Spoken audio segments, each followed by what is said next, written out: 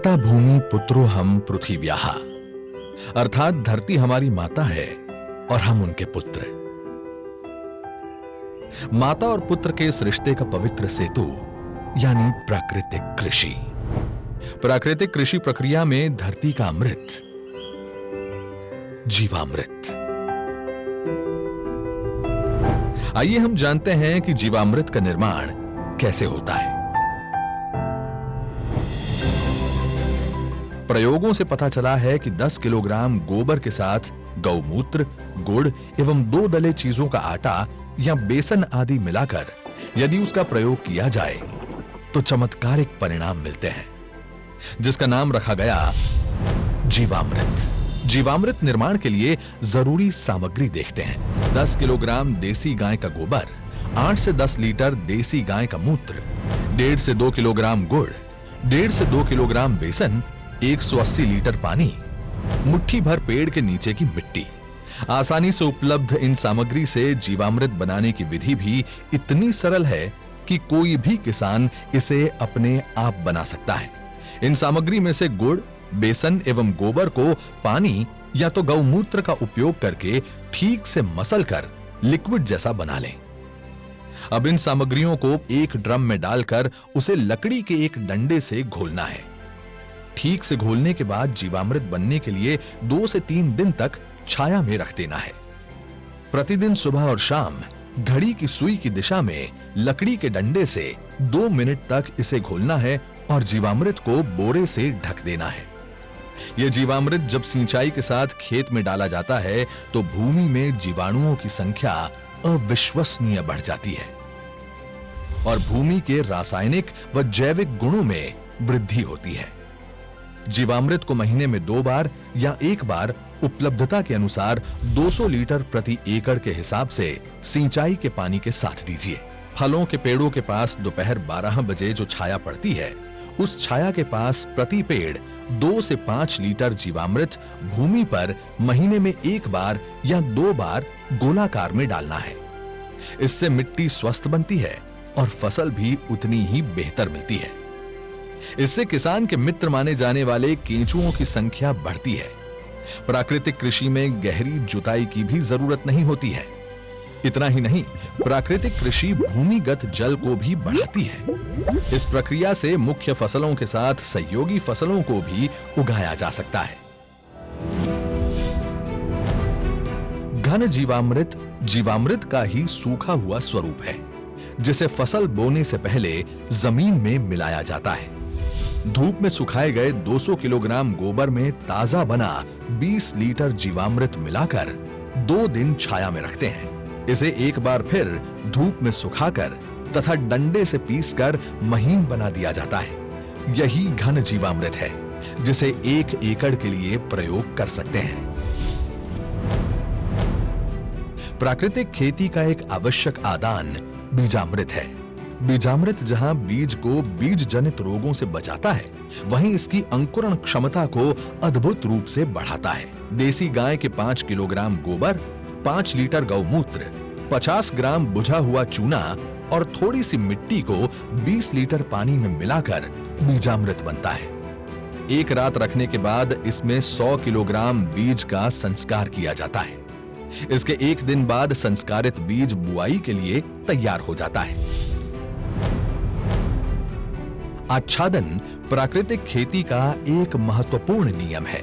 खेती वाली सारी भूमि को फसल अवशेष से या छोटी अवधि की अंतर फसलों से पूरा ढक दिया जाता है। आच्छादन भूमि में नमी बनाए रखता है तथा वातावरण से नमी को खींचकर खेती हेतु पानी की खपत को भी अद्भुत रूप से घटाता है। जीवाणुओं एवं केंचुओं की गतिविधियों को बढ़ाता है, खरपतवार को नियंत्रित करता है तथा अंत में विघटित होकर जमीन से कार्बन उत्सर्जन को रोककर भूमि के जैविक कार्बन क्षमता को बढ़ाता है।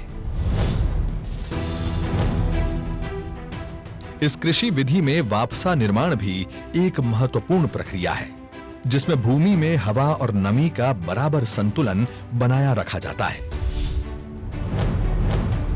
प्राकृतिक कृषि विधि केवल भूमि की उत्पादन क्षमता को ही नहीं बढ़ाती है, बल्कि ये कीट एवं बीमारियों के रोकथाम के लिए भी एक प्रभावी विकल्प देती है।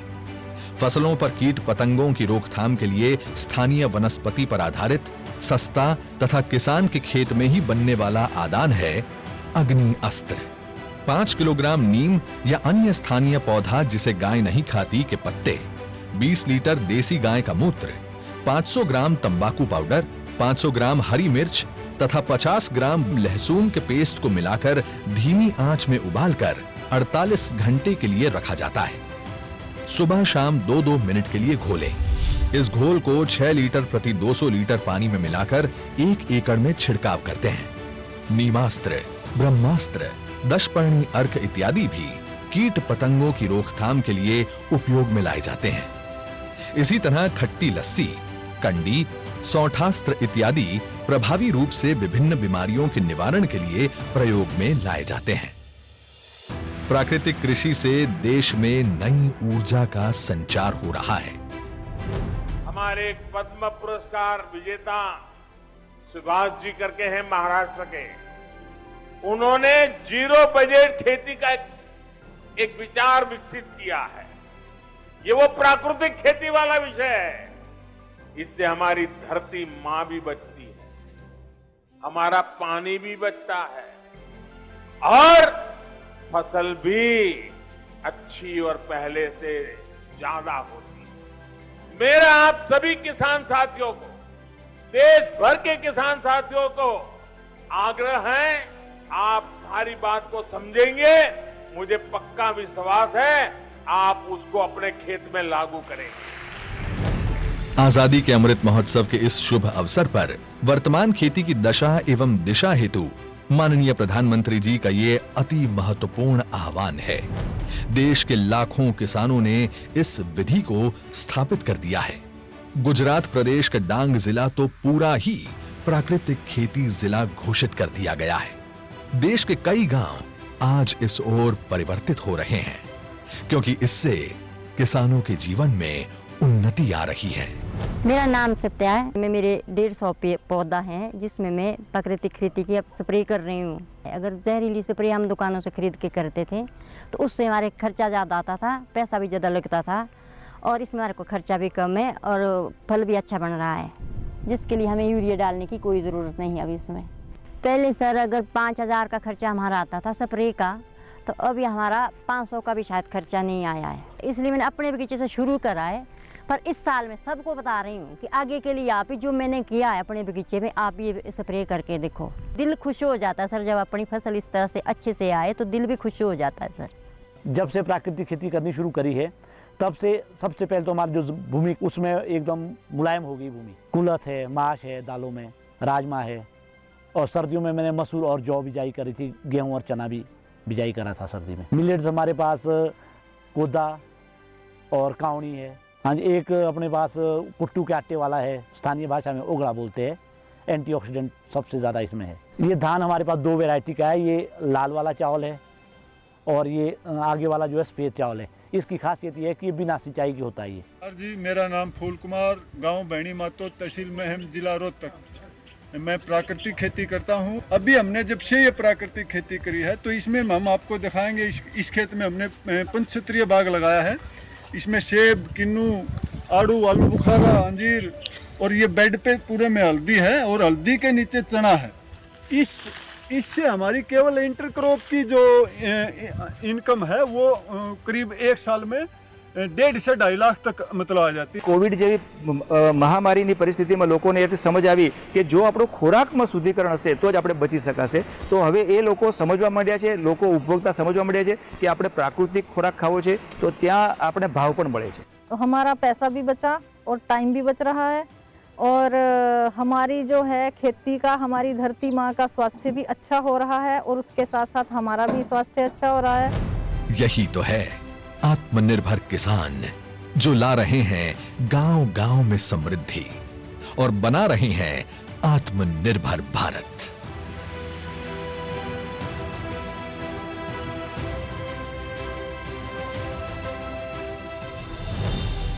प्राकृतिक कृषि, आत्मनिर्भर भारत के आत्मनिर्भर किसान की खुशी।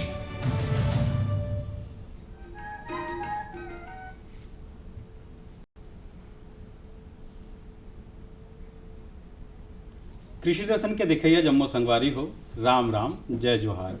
संगवारी हो, सबले पहली आप मन ला आज गणतंत्र दिवस के ढेर अकन शुभकामना और कोटि कोटि बधाई। संगवारी हो, जैसे कि शास्त्र में कहे गए है कि मनुष्य ला प्रकृति के नज़दीक में रहना चाहिए, ओकर से ओकर स्वास्थ्य बने रहते। लेकिन मनुष्य ला भी चाहिए कि हमारे धरती माँ लगा लोग वह प्रकृति के नज़दीक में रखे। हाँ संगवारी हो, आज हम गोट बात करबो प्राकृतिक एवं जैविक खेती के विषय में। ये बहुत महत्वपूर्ण विषय है संगवारी हो, और ये विषय में आप मन हमारा जन विशेषज्ञ महोदय है ओकर से आप मन टोल फ्री नंबर में बात कर सकते हो। हमारा टोल फ्री नंबर तो आप मन ला पता है, हमारा टोल फ्री नंबर है 1800-233-9418। और संगवारी हो, यही विषय में ढेरकन चर्चा करे पर, गोट बात करे पर आज हमारे संग महाबे डॉक्टर उत्तम कुमार, विषय वस्तु विशेषज्ञ, इंदिरा गांधी कृषि विश्वविद्यालय रायपुर ले। तो डॉक्टर साहब, हमारे कार्यक्रम में आपके बहुत बहुत स्वागत है। और जैसे कि आज हम यहाँ चर्चा करबो प्राकृतिक खेती और जैविक खेती के विषय में जी।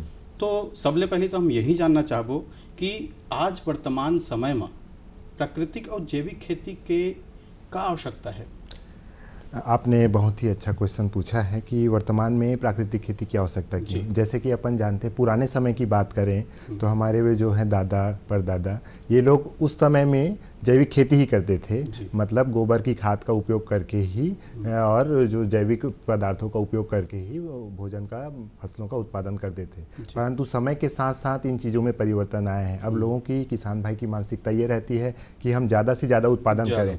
इसके लिए वो क्या करते हैं, ऐसी किस्मों को लेते हैं। जैसे हमारे छत्तीसगढ़ है, छत्तीसगढ़ में हम धान का उत्पादन करते हैं, तो ऐसे किस्मों को लेते हैं धान की जो ज़्यादा उत्पादन दे। हाइब्रिड किस्मों को लेने लगे हैं, तो उनके लिए क्या है, वो ज़्यादा से ज़्यादा मात्रा में रसायनों का उपयोग करना चाहते हैं। किसान भाई की एक मानसिकता ये होती है कि मैं ज़्यादा का खाद डालूंगा तो ज़्यादा उत्पादन आएगा। परंतु वैज्ञानिकों की एक सलाह यह है शुरू से ही कि अगर आप रसायनों का उपयोग करना चाहते हैं तो उसका संतुलित और समन्वित पोषक तत्व प्रबंधन करें।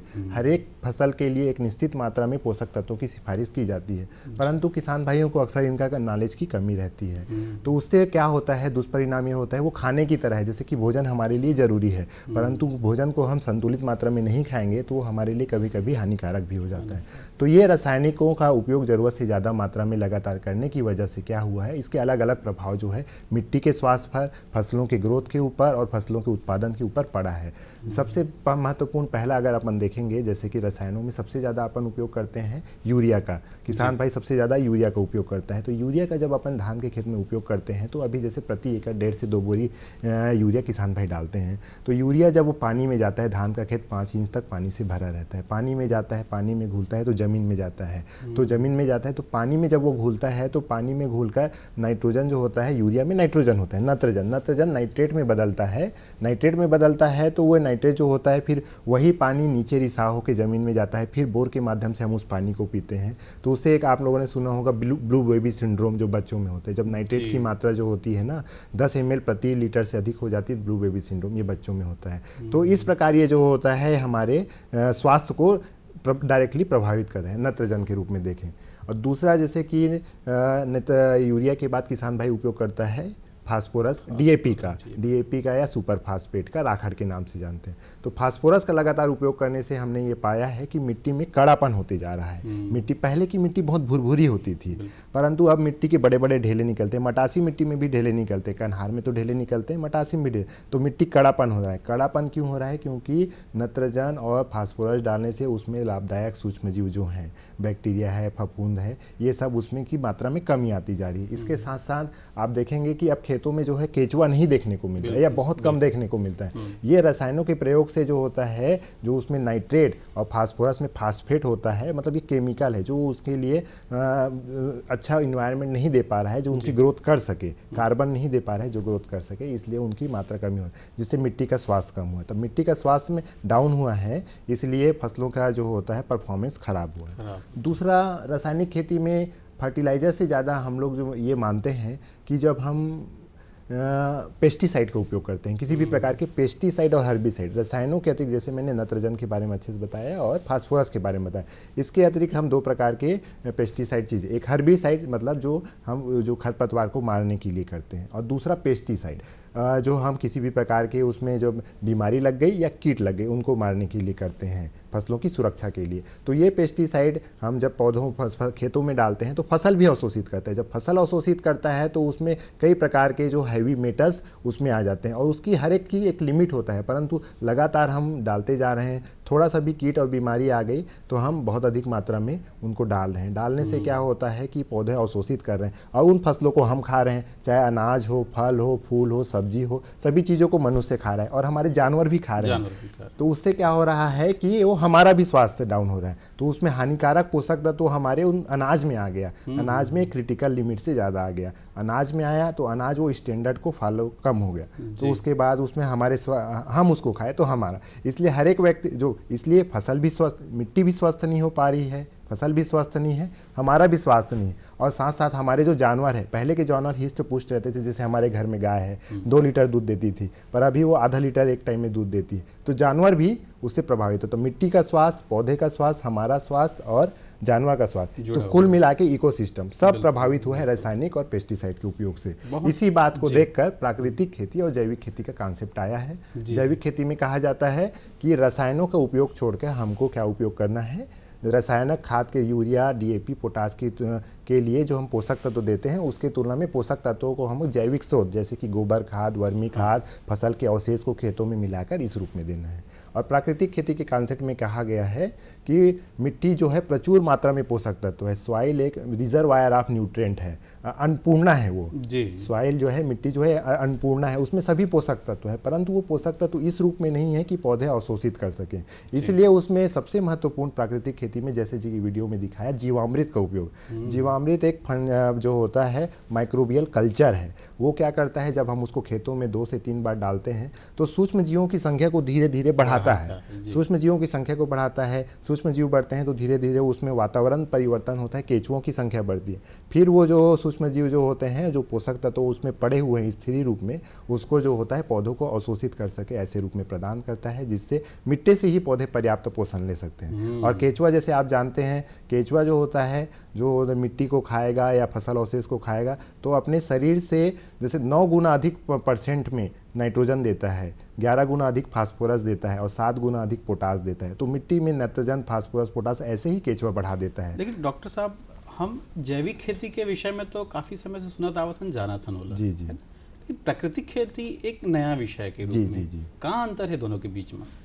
जैसे कि कोई भी खेत में हम आप अच्छा बात बोल रहे हो कि जो भी हमारे खेत में फसल उत्पादन के लिए जरूरी है कि ओला आवश्यक मात्रा में पोषक तत्व देना है। रासायनिक खेती में हम नाइट्रोजन, स्फूर और पोटास के माध्यम से, मतलब यूरिया, डीएपी, पोटास के माध्यम से देते हैं। तो जैविक खेती में जो है पोषक तत्वों की आवश्यकता ला पूरी करने के माध्यम, पहले जैविक खेती कॉन्सेप्ट बहुत ही पुराना है, बहुत ही हमारे पूर्वजों के समय से, जो बीच में अभी विलुप्त हो गई थी, परंतु वर्तमान समय की आवश्यकता को देखते हुए वो फिर से जागरूक हो चुके हैं।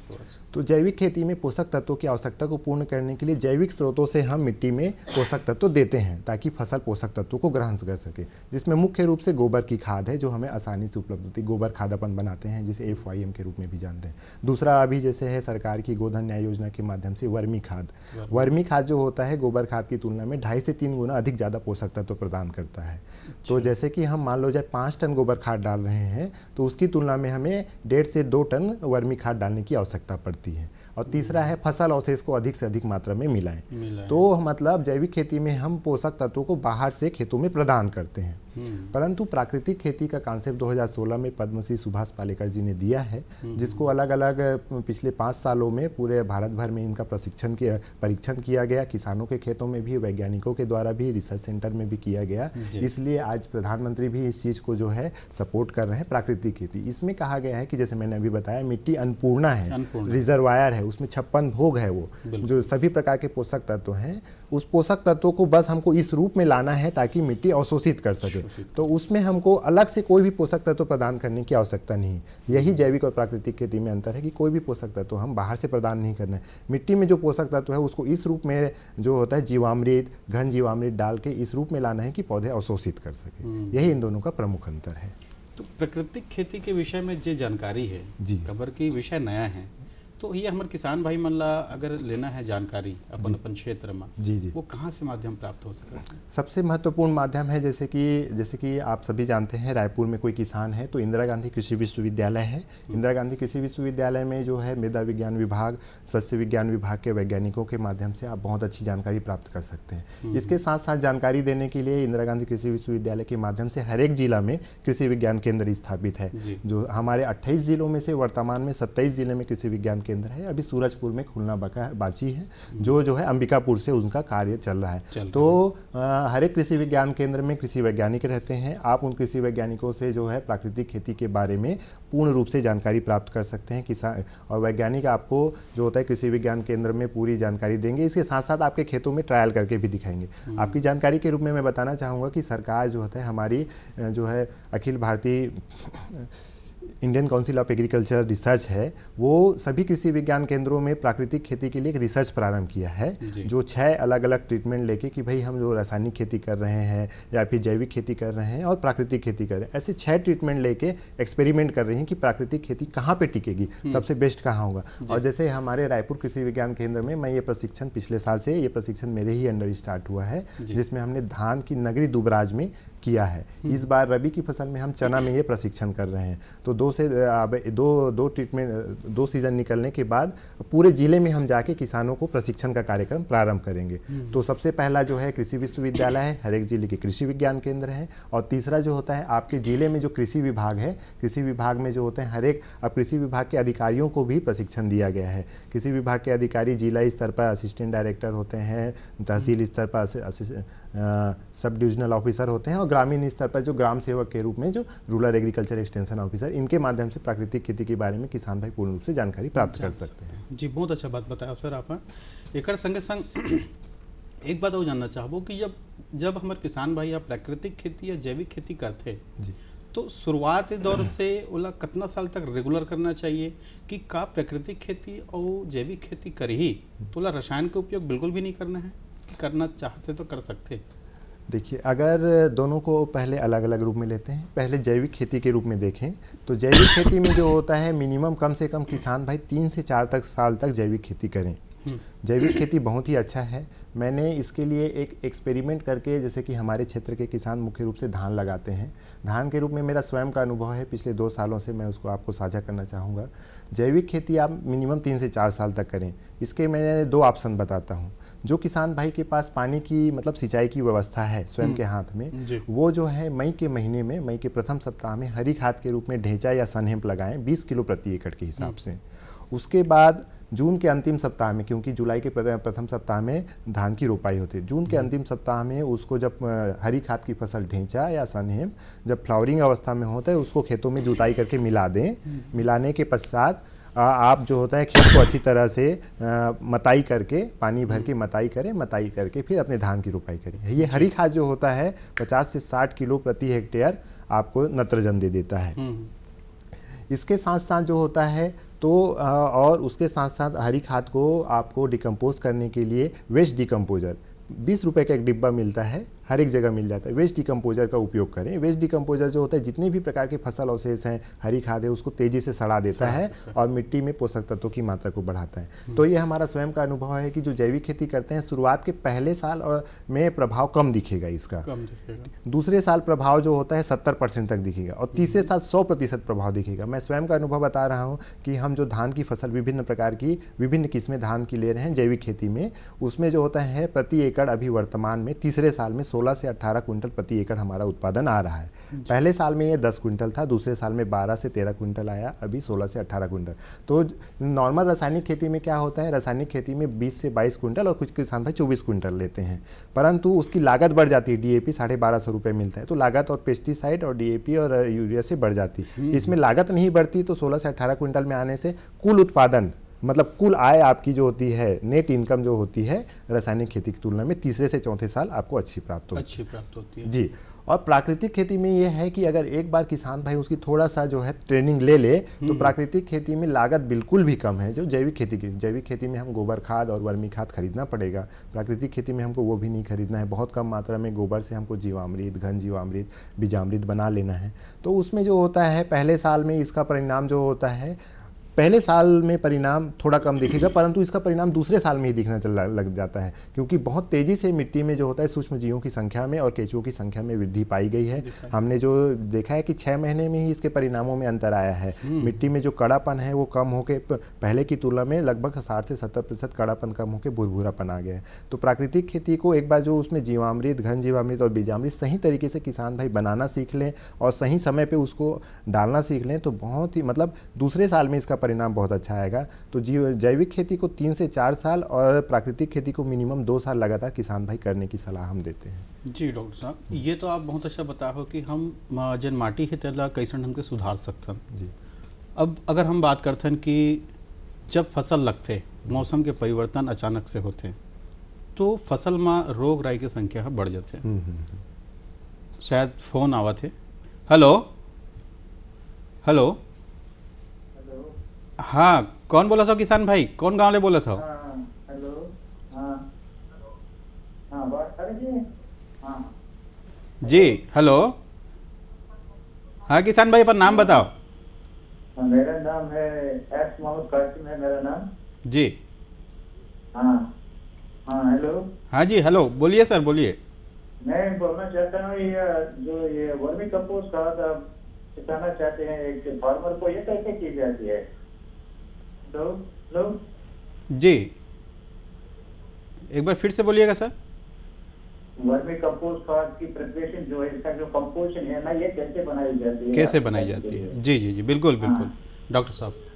जी हाँ जी कौसिम जी, हमने आपका सवाल सुना। वर्मी कंपोस्ट कैसे बनाई जाती है? जैसे मैंने बताया कि वर्मी कंपोस्ट जो है नॉर्मल गोबर खाद की तुलना में 2.5 से 3 गुना पोषक तत्व ज़्यादा होता है।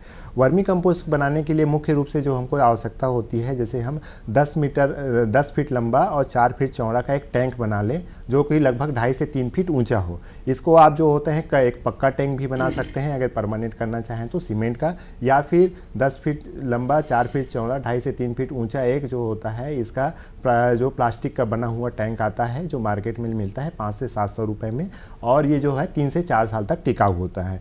तो जैसे 2.5 से 3 फीट ऊंचा जो हमारा टैंक है, इस टैंक में जो होता है नीचे में 2 से 3 इंच जो होता है सबसे नीचे हमको जो होता है पुलाव बिछाना है। कोई भी फसल अवशेष है उसको छोटे छोटे टुकड़ों में काट कर जो हम पशुओं को खिलाते हैं उसको काट कर बिछाना होता है।